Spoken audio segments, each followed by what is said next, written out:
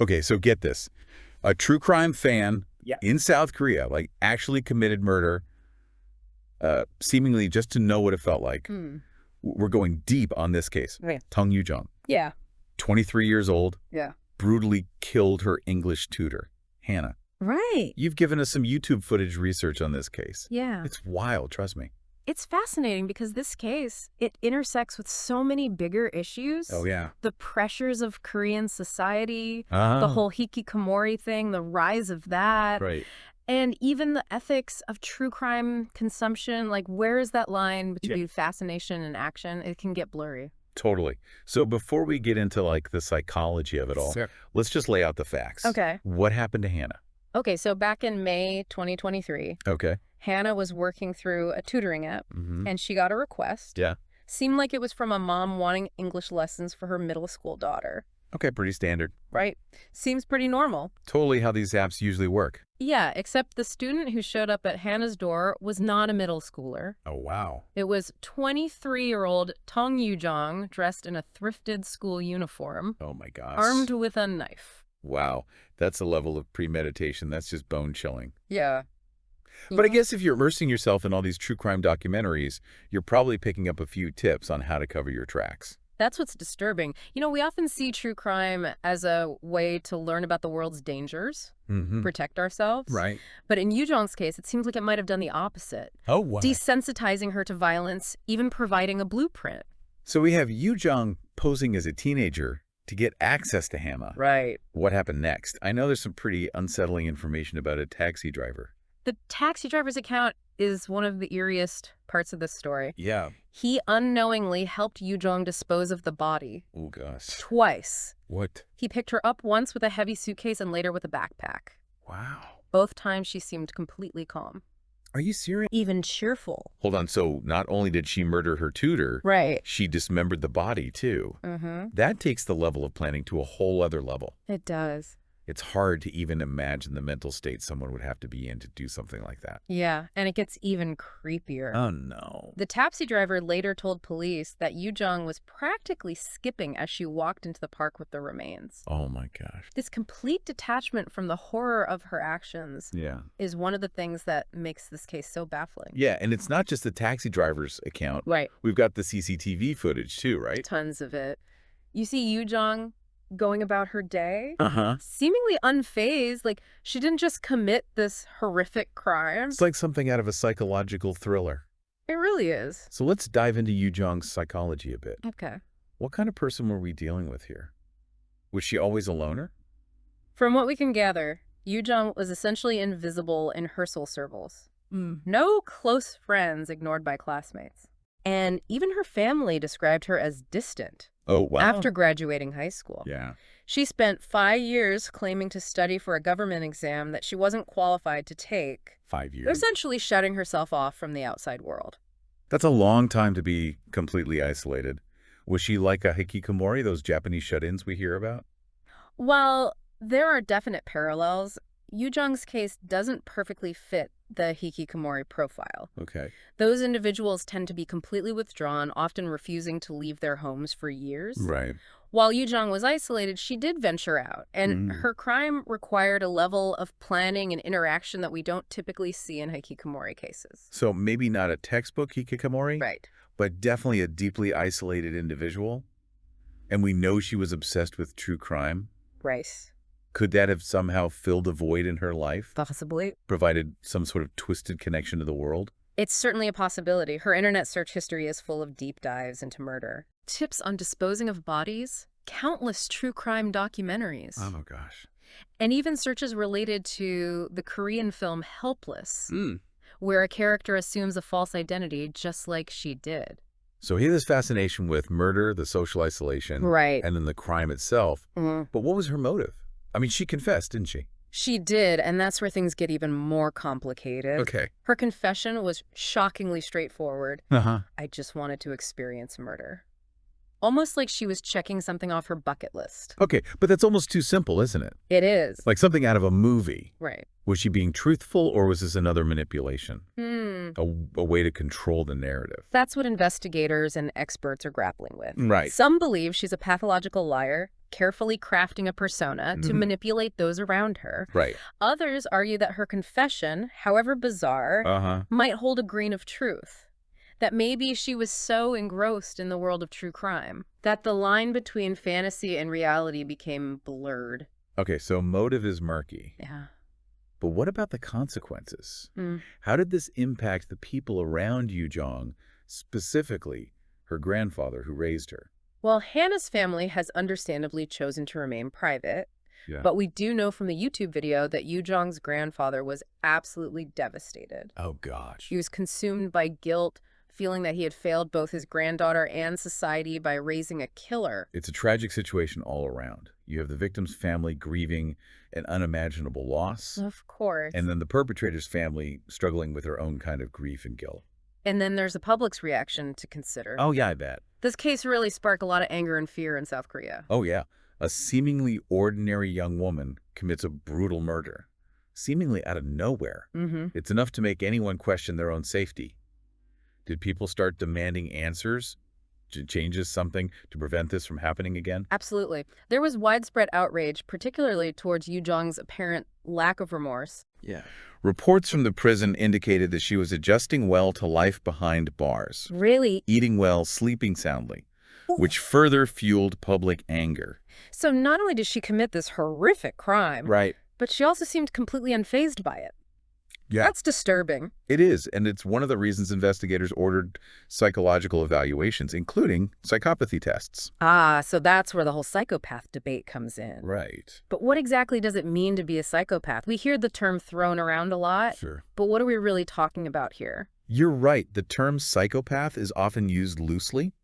In clinical terms, it refers to individuals who display a specific set of traits, including a lack of empathy, remorse, and guilt, combined with superficial charm and a manipulative personality. So are you saying Yu Jong fits that description? Her scores on the psychopathy tests were inconsistent, which makes things even more complex. Wait, inconsistent. What does that even mean? It means she didn't neatly fit into a box. Some of her scores were high enough to raise serious concerns, while others were more ambiguous. This created a lot of debate amongst the experts who evaluated her. Okay. Some believe she's a true psychopath, capable of calculated cruelty, while others argue that her behavior might be the result of other factors, like her social isolation or potential mental health issues. Okay, so even the experts aren't on the same page here. Right. That makes this even more of a puzzle. Yeah. But hold on. There was something in the research about Yu Jong potentially contacting other tutors before her arrest, right? That's right. Investigators found evidence suggesting she might have been reaching out to other potential victims. Oh, wow. This raised the chilling possibility that the murder of Hannah wasn't a one-off act of morbid curiosity, Oh, my God. but rather the beginning of something much more sinister. Wow, so this wasn't just a crime of passion or a spur-of-the-moment act. Yeah. We could be talking about a potential serial killer in the making. That was the fear, and it sent shockwaves through South Korea. Yeah. People were already on edge after a string of incidents involving tutors being targeted. Right. Yu Jong's case felt like a tipping point, exposing vulnerabilities in the system and sparking a heated debate about how to prevent similar tragedies in the future. Yeah, you can't blame people for feeling scared. No. It's like their sense of security was shattered. This wasn't some random act of violence. No. But a calculated attack by someone they thought they could trust. Exactly. And it brought up serious concerns about the tutoring app itself. Yeah. Many tutors deleted their profiles out of fear, Wow. arguing that the app put them at risk by only verifying the tutor's information and not the client's. Wait, so anyone could create a fake profile and request a tutor without any real background checks? That seems like a massive oversight, especially when you're dealing with young people, It is. often working alone in unfamiliar environments. You're absolutely right. And this case really highlighted the need for increased security measures on these platforms. Yeah. Background checks, verification protocols, anything to make sure that both tutors and students are protected. So not only did this case expose like the dark underbelly of human nature, It did. but it also revealed some serious flaws in the systems we rely on to connect with each other. It's like a double whammy of unsettling realizations. Precisely. This wasn't just about one crime, one perpetrator, or one victim. Yeah. It was about a much larger web of interconnected issues, Like, social isolation, nah. the ethics of true crime consumption, and the vulnerabilities created by technology. Okay, so we've laid out the basic facts of the case, We have? but this is just the tip of the iceberg, right? It is. There's so much more to unpack here, Oh, yeah. especially when it comes to the psychological and societal implications. Absolutely. We need to delve deeper into the possible motivations behind Yu Zhang's actions. The role of true crime in shaping her worldview and the larger questions this case raises about mental health and personal responsibility in the digital age. Right, and we need to talk about that taxi driver, the poor guy. No. To be unknowingly caught up in something so horrific, I can't imagine the trauma. You're right. His experience adds another layer of complexity to this case, Yeah. forcing us to consider the ripple effects of violence and the unseen victims who are often left picking up the pieces. So listeners, buckle up. This is just the beginning of our deep dive That's right. into the unsettling world of Tong Yuzhong. We're about to go way beyond the headlines Yes. and explore the dark side of human nature. And we'll discuss the difficult questions this case raises about our individual and collective responsibility in preventing similar tragedies from happening in the future. Okay, I am ready. Let's do it.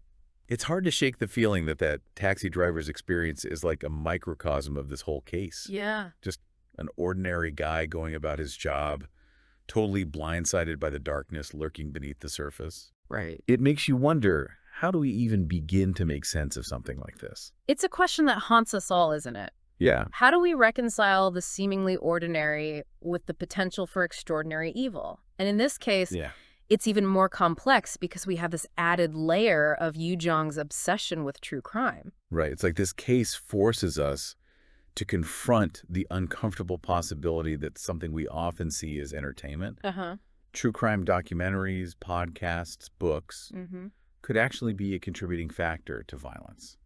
It's unsettling, to say the least. Absolutely. And the YouTube video you shared touches on this very point. Yeah. The host talks about how true crime can sometimes make you feel more aware of the dangers out there. Right. Almost like a form of self-defense. Yeah, I get that. It's like the more you know about the bad guys, the better equipped you are to protect yourself. Knowledge is power, right? But Yu Zhang's case throws a wrench into that whole idea. Yeah. For her, true crime wasn't about awareness or prevention. It seems like it was almost a source of inspiration, a twisted form of escapism that ultimately led to real-life tragedy. So are we saying that true crime is inherently dangerous? I don't think so. That it's somehow responsible for creating criminals? I don't think it's that simple. I don't think it's about placing blame on a specific genre of entertainment. But I do think this case raises important questions about the potential impact of prolonged exposure to violent content. Especially when you're dealing with someone like Yu Zhang, who was already socially isolated. Right. And potentially struggling with mental health issues. It's like adding fuel to the fire. Exactly. And it makes you wonder about the ethics of true crime media. Yeah. Are we as consumers contributing to a culture that desensitizes us to violence or even glorifies criminals? That's a tough one. That is. I love a good true crime podcast. Sure. As much as the next person. But this case definitely makes me pause and think about the potential consequences. Right. Are we inadvertently giving these killers the attention they crave? Yeah. Are we somehow feeding the monster? It's a debate that's been going on for years. Right. And there are no easy answers. But Yu Zhang's case definitely adds a new layer of complexity to the discussion. Yeah. It forces us to examine our own consumption habits and ask ourselves some tough questions about where fascination ends and responsibility begins. It's like we're all walking a tightrope. It is. Trying to balance our curiosity with the potential harm that can come from indulging in these dark stories. Exactly. But okay, let's shift gears a bit and talk about the mental health aspect of this case. We know Yu Zhang was isolated and potentially showing signs of psychopathy. Yeah. But were there any other red flags? Could this tragedy have been prevented if she had received help earlier? That's the million-dollar question, isn't it? It is. Hindsight is always 20/20, but looking back, there were definitely warning signs. Right. The extreme isolation, the obsession with true crime, the apparent lack of empathy. But those signs can be so subtle, so easily dismissed, You can... especially when you're dealing with someone who's good at hiding their true intentions. It's like trying to piece together a puzzle where half the pieces are missing. And in Yujong's case, Yeah. her isolation wasn't just self-imposed. Right. It was also, in part, a product of the immense pressure to succeed in Korean society. Oh, gosh, yeah. The competition for jobs, education, even social standing is incredibly intense. I can imagine. It's no wonder that some young people crumble under the weight of those expectations. So you're saying that the societal pressures might have contributed to her mental state, Possibly. pushing her further into isolation and making her more susceptible to the dark allure of true crime? It's certainly a possibility. We can't ignore the broader context in which this tragedy took place. Right. It's a complex interplay of individual psychology and societal forces that ultimately led to this horrific outcome. It's like a perfect storm of factors converging at just the wrong moment. It really is. And sadly, it seems like Yu Jong slipped through the cracks. She did, which is why this case is such a powerful reminder. Yeah. Of the importance of mental health awareness and early intervention. We need to create environments where young people feel comfortable seeking help, where they don't have to suffer in silence. Because sometimes all it takes is one person to listen, to notice the signs, to offer a helping hand. I couldn't agree more. It's about creating a safety net, not just for individuals, Right. but for society as a whole. Exactly. Yeah. And this is where the discussion about the tutoring app's responsibility comes back into play. Yeah.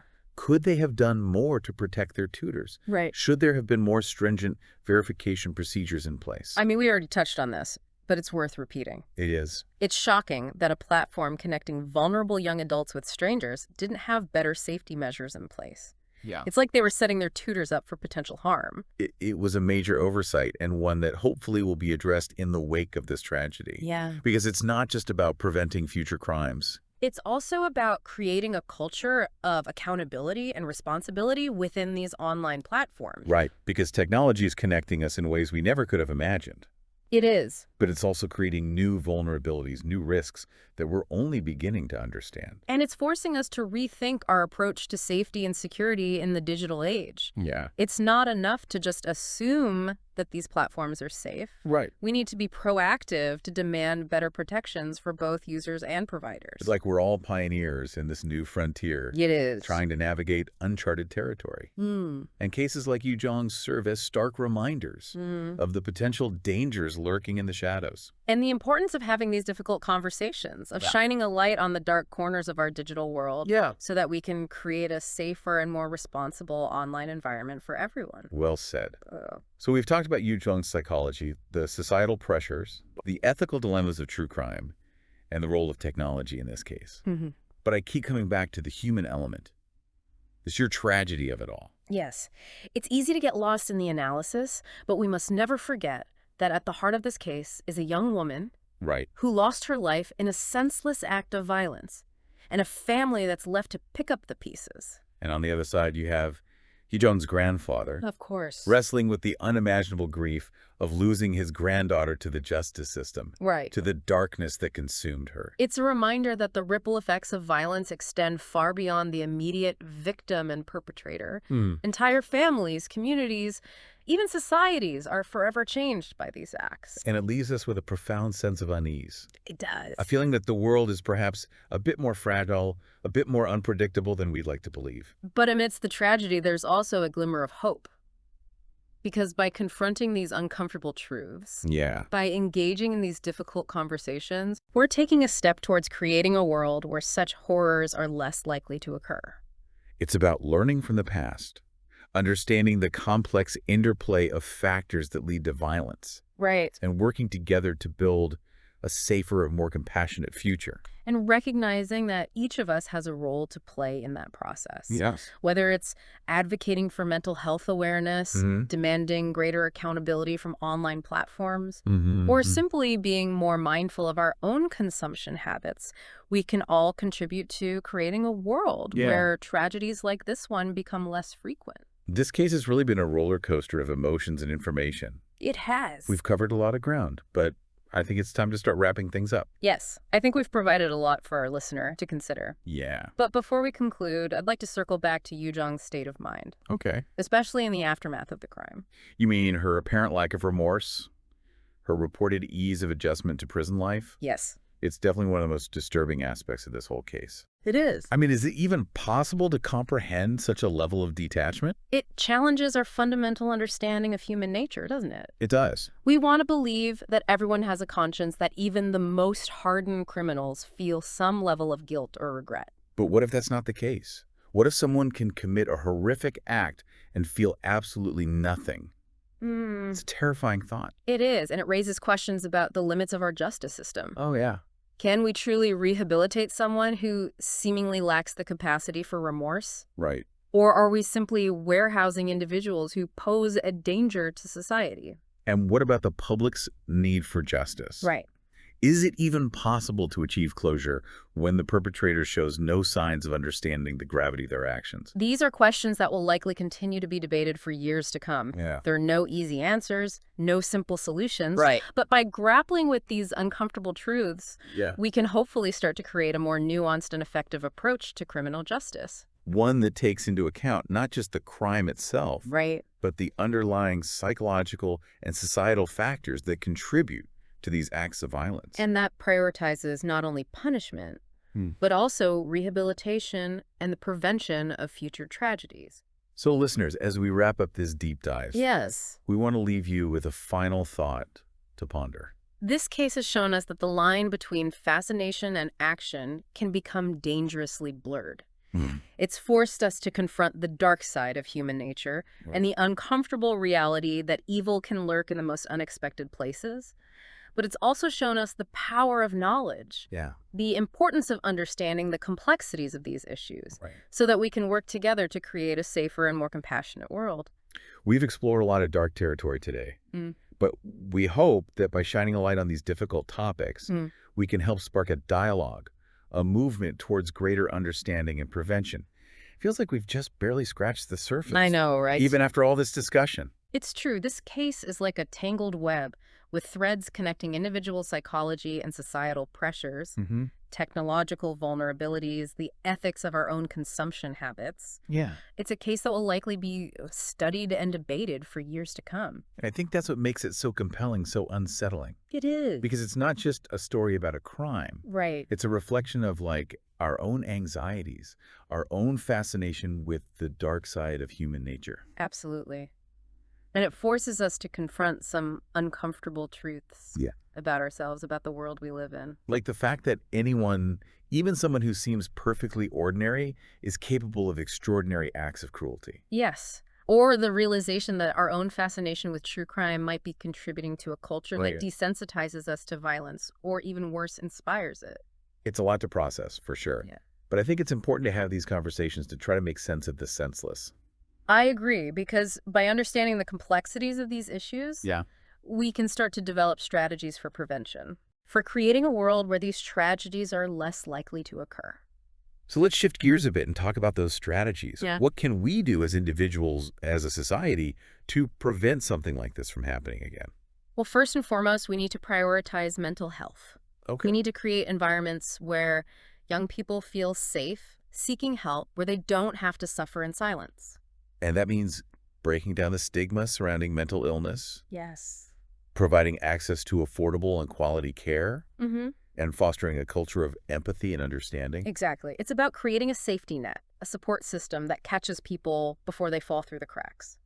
And what about the role of technology in all of this? Sure. I mean, we've talked about the vulnerabilities created by these online platforms. Right. But can technology also be part of the solution? Absolutely. Technology can be a powerful tool for connecting people, for providing access to resources, for raising awareness about mental health issues. We just need to be more thoughtful about how we design and implement these tools, ensuring that they prioritize safety and well-being. So it's about using technology to build bridges, not walls. Precisely. It's about using technology to create a more connected, compassionate, and resilient society.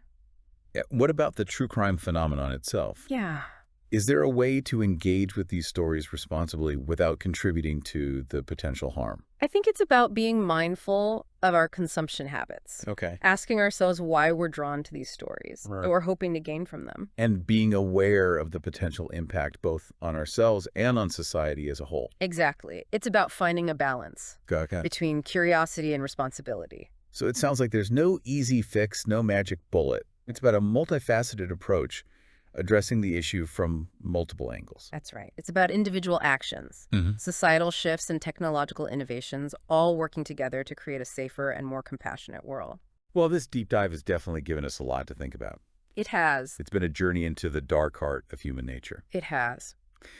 but also a reminder of the resilience of the human spirit, our capacity for empathy, Yes. for growth, for change. And ultimately, that's the message we want to leave our listeners with. Okay. That even in the face of tragedy, there's always hope. Yeah. There's always the possibility of a brighter future. And that each of us has a role to play in creating that future. So as you go about your day, we encourage you to reflect on what you've learned, to have these conversations with your friends and family, to be an advocate for change, because together we can make a difference. Absolutely. We can create a world where tragedies like this one are less likely to occur. A world where empathy triumphs over apathy, where understanding outweighs judgment, and where hope guides us toward a brighter tomorrow.